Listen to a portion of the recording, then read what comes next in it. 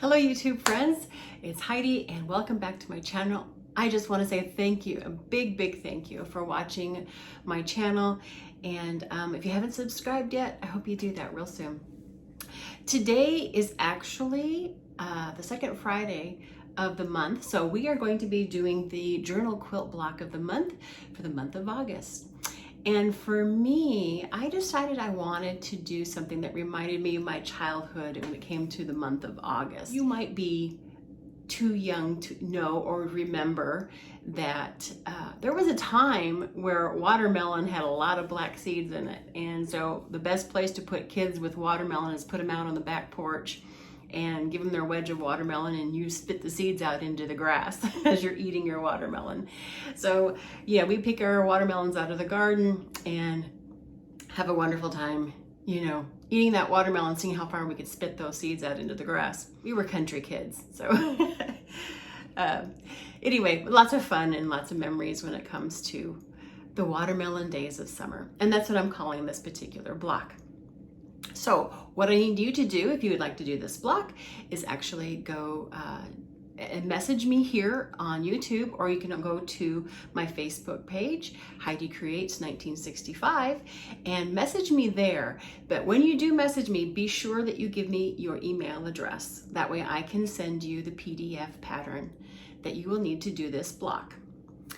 If you did last month's block, that was a foundation paper piecing, and it was pretty simple because we had very few pieces to do. This one, and I will show you the pattern right here, you can see that this pattern actually has quite a few more pieces to it. Please don't let that scare you.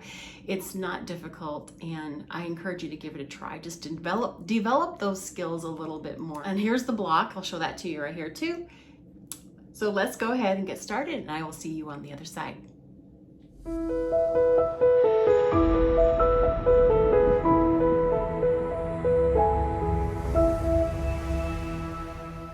are going to want to print off your pattern, and after you've done that, make sure that you measure the square. It should measure 1 inch, that way everything is to scale.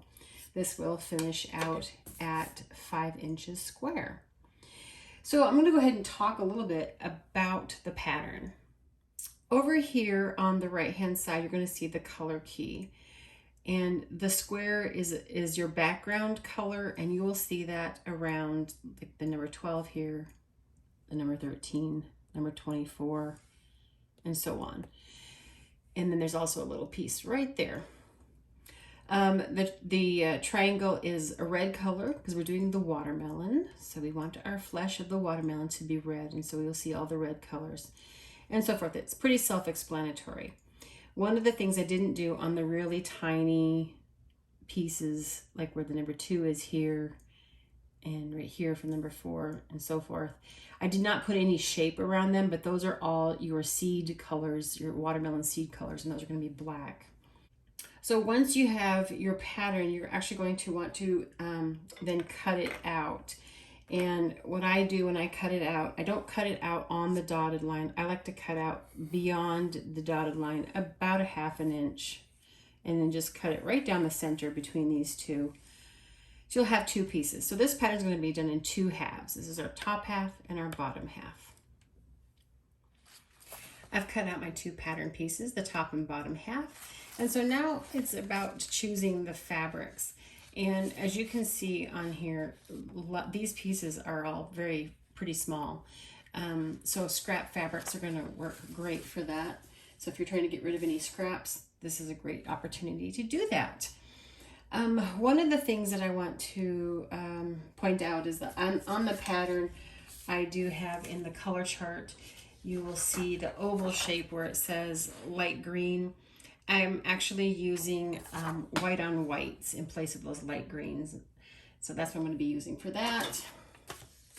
And then when it comes to your fabric, you know, there's 2 kinds of people when it comes to doing foundation paper piecing. That's the kind of people who like to pre-cut all their shapes before they start sewing all of them together, or you cut as you go. However you want to do it, go ahead and take the time to do your pre-cutting if that's what you want to do. I'm going to just go ahead and cut as I go. When I'm doing several blocks of the same pattern, I will tend to cut out all my pieces beforehand, but I got just the one block to do, so I'm going to go ahead and just cut as I go. So one of the first things, this is not really a tutorial on how to do the foundation paper piecing, but one of the things I like to do first is I will take my add a 1/4 plus ruler, and it has a thin edge here, and I'm going to go through and fold on all of my sewing lines. And so I will just pull those all up and go ahead and do all that before I get started. Okay, on the top half, the number 1 piece is this little tiny black seed, and I have my piece of fabric on the back. I did fold it back here on between the line between 1 and 2.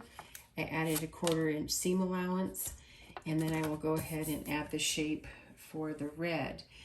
Now when it comes to the red, this is my right side of my fabric facing me this direction, and I'll want to put right sides together when I sew them.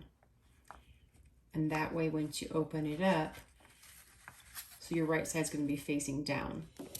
I typically like to put a pin in my, especially before my first seam, just kind of holds it on there. Once the first seam gets done, everything is held onto the paper, so it's not so difficult to manipulate.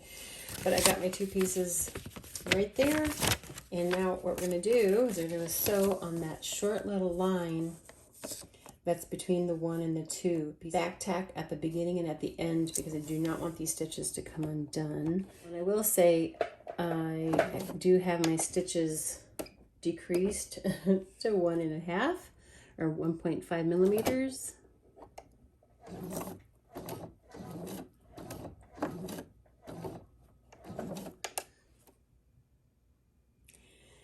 Now for the first part, while I still have this on the paper, I am only going to finger press. Once all the paper piecing has been done, it's a completed block, then I will do it with an iron with steam. You can do it without steam, but for now I'm just doing the finger pressing. Okay, now we're going to be doing piece number 3. It's another red, so I'm just going to be a different pattern of red, and I'm just folding it back on that line. I'm going to go ahead and trim that down to a 1/4 inch seam allowance and add the next color.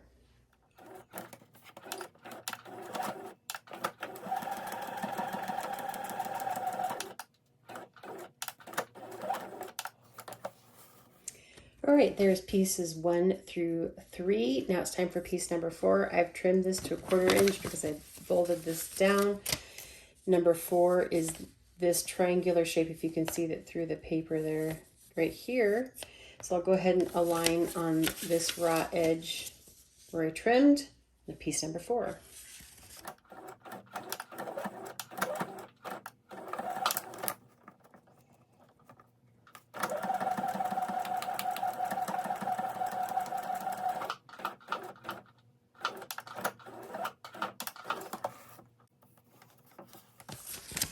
And now piece number 5, again, is a really tiny piece of black. So I'll go ahead and trim that and add that one.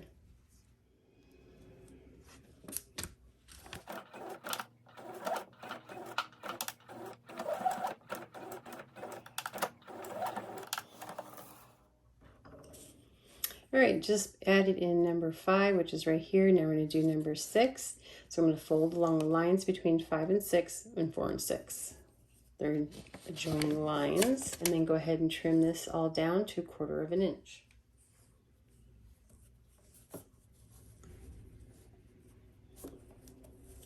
Now this stitch, the line extends past the outside edge, and I'm going to stitch all the way past the outside edge, as far as that line goes. Because then that line of stitching will actually get sewn over when we do the binding on here. Now we are on number 7, which will be right next to the 4 here on this side. So I will go ahead and fold that back and trim to 1/4 inch.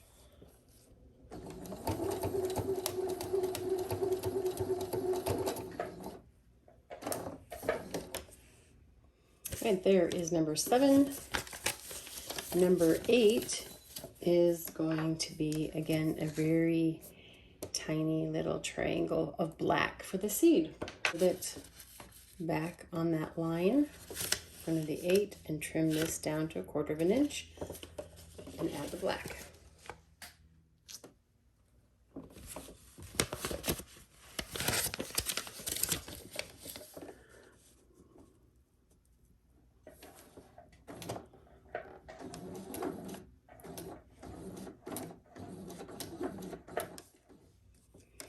Number 9 is our next piece. I'll fold it back on that line. Take this and trim it 1/4 inch, add the next row.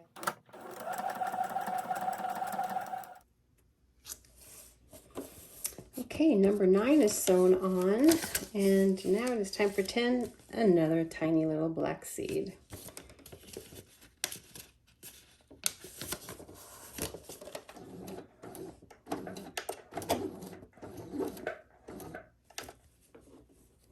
This is going to be the last colored one for this particular half of the block, and that's number 11. All the rest are white that go on here, or light green, however you decide to do it.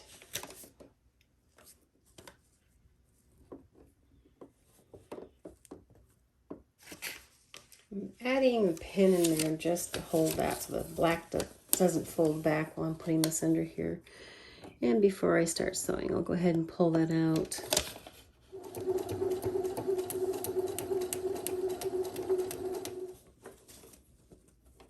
All right, that's the last red piece for this particular half. So I am going to go ahead and put the 2 whites on, which are pieces 12 and 13. And I'm going to do 12 obviously first because I want to stay in numeric order. So fold this back and trim this back to 1/4 of an inch. For my background fabric, I'm just using a plain white muslin. And I'll go ahead and stitch this one on. This is number 12.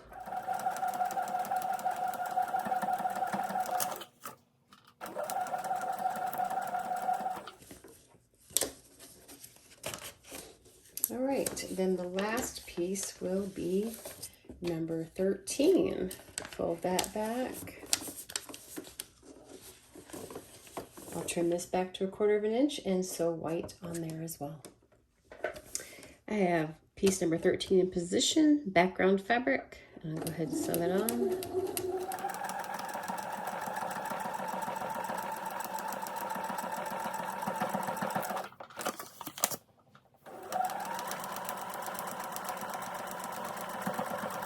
All right, that was the last piece for this half of the block. So this is our upper half. Go ahead and trim this on the 1/4 inch dotted line. Particular dotted line. It happens to be the line between the 2 halves where we connect them together. There, I just trimmed the line where I'm going to join the 2 pieces together. I won't bother with the other 3 sides until both halves are put together, and we can cut that down to the finished size. And we'll go ahead and get started on the second half, which is the bottom half. As you can see, there are a lot more tiny pieces on this particular half of the pattern. So it'll be a little more fiddly, but as long as you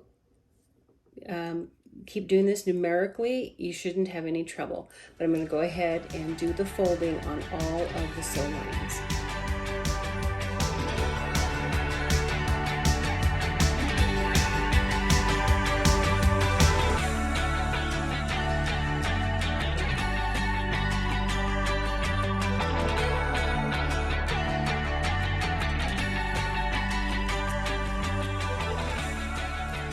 Number 1 on this one, excuse me, actually number 2 is the black seed, but I went ahead and glued on black on number 2, but I will go ahead and fold back the line between 1 and 2 and get the red fabric put on for that one. But I'll trim that first to the 1/4 inch seam allowance.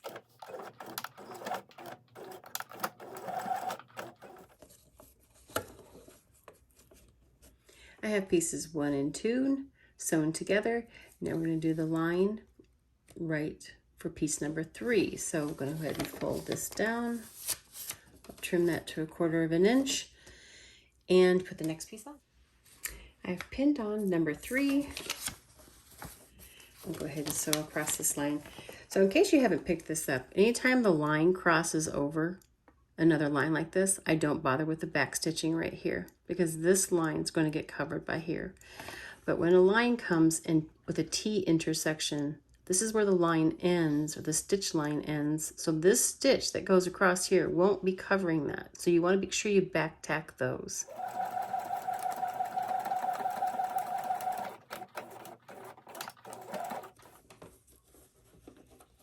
Next piece is number 4, again, the very tiny black. Trim that.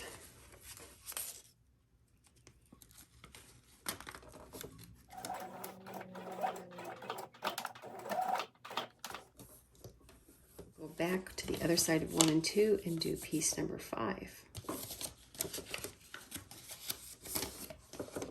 And I'll trim that back to 1/4 inch.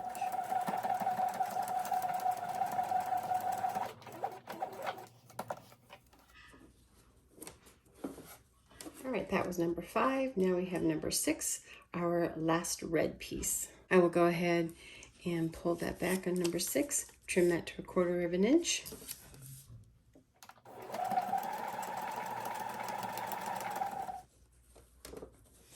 All right, all done with the reds. And now, as you will see, 7, 8, 9, 10, 11, those are all going to be the light green or white colors. I'm doing the white on white, and those have the ovals around them. So that's indicating those colors. So I'm going to go ahead and get started with that. Number 7 will be our first piece. And obviously I want to fold that back on that line and trim that back to 1/4 inch. Some of these pieces are so small that the 1/4 inch seam allowance even covers up the piece it's going to show. But as long as you get the parameter, like the ends are over here, so as long as I make sure that's covered, yep, that'll be good. And then I'll go ahead and stick a pin in there just to be sure that nothing shifts as I'm turning this over. It's going to be very difficult for you to even see this, but just make sure that you're sewing on the line between number 5 and number 7. And I'm back tacking at the beginning and the end.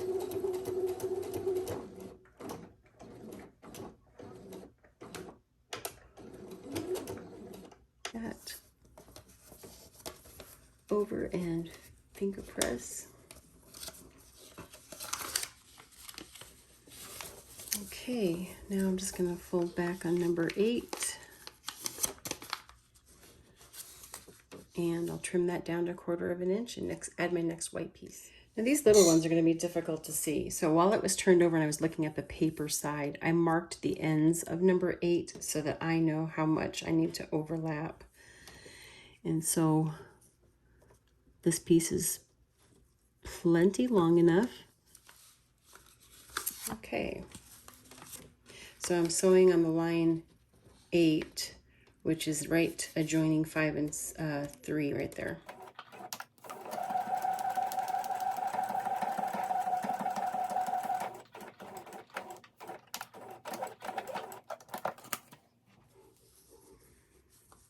And then we're going to go over to number 9, fold that back. And again, go and trim this to 1/4 inch seam. I know exactly how to get my fabric placed on here. Pin this into place.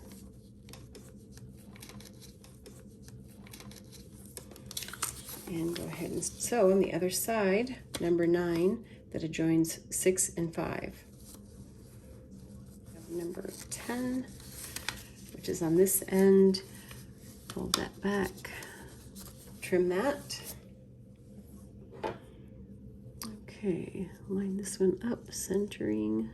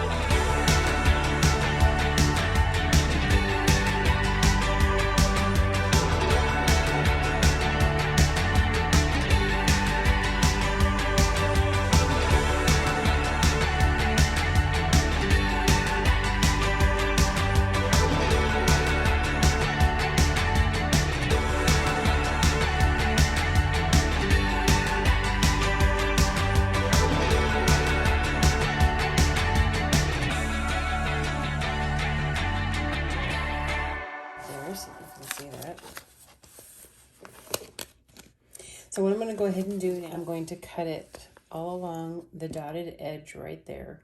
That's the 1/4 inch. And then I'll line the two pieces together and sew them together. Okay, I have my top and bottom half. Now something you might notice is that the top half actually looks larger than the bottom half, and that they're not going to line up, but they will when you line them up at the 1/4 inch seam. And so what I like to do when I'm going to piece these together is bring these together at the seams where you think they're going to be. Now you're going to see the white overlaps into the red, and the red overlaps into the white on the opposite side. So what's going to happen here is I'm actually going to take my pin, and at the 1/4 inch line where the white and the red come together, I'm going to put my pin through there. And then I want it to go through right there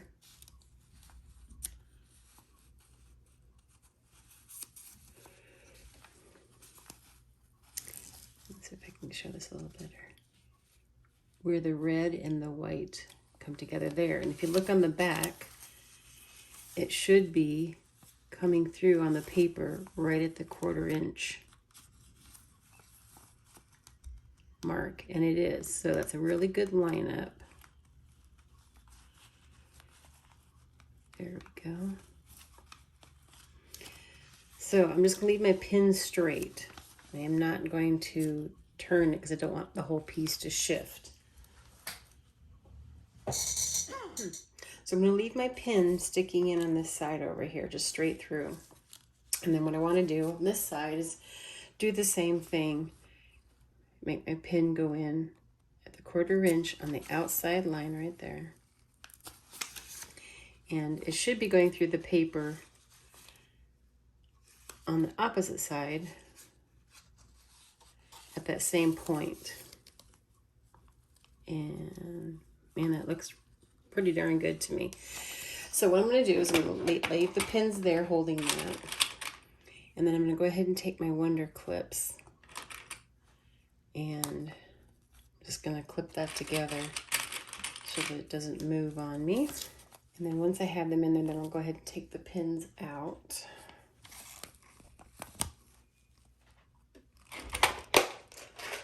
And now I'm going to go ahead and sew that line, that stitch line. It's the solid line, but I'm going to go ahead and do it all the way from the far edge out here, all the way to the right, to the paper out here. From paper edge to paper edge.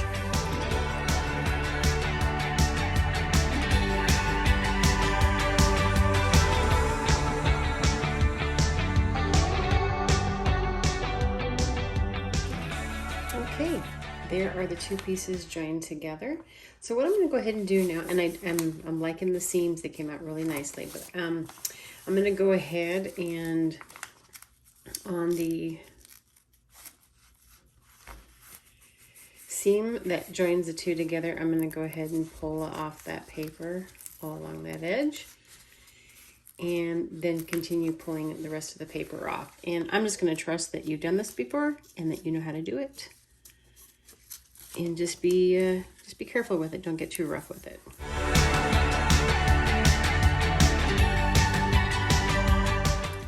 I've put some red thread into my sewing machine.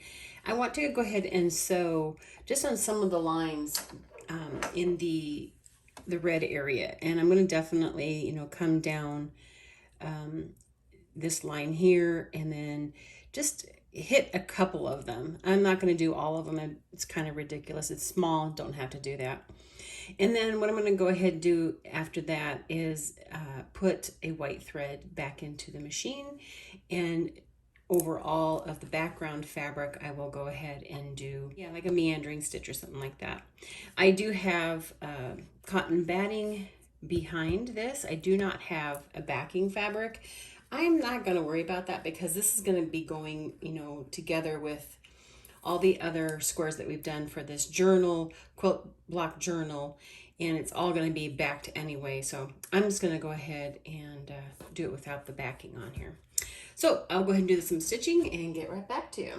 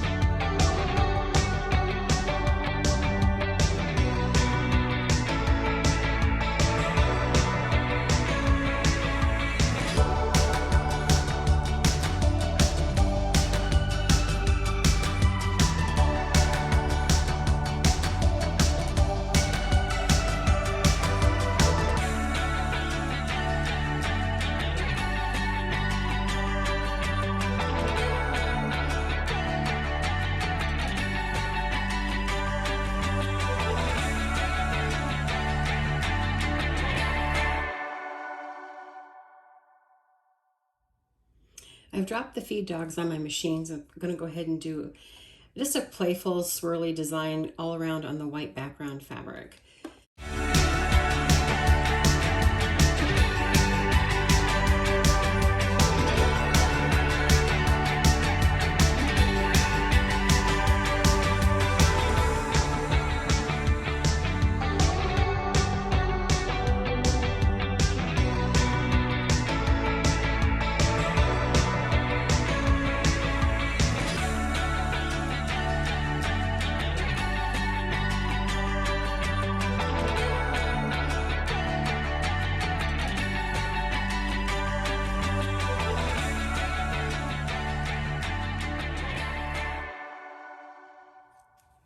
Okay, I did all the quilting around this. I did go way beyond the 5-inch square that this will be, but I tend to like to go over just so I know that I haven't missed anything and it'll look completed.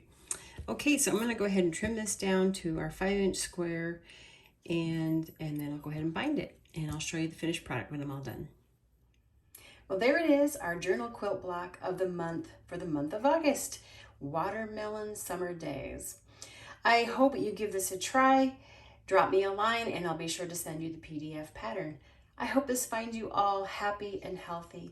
And until next time, have a great one. Bye for now.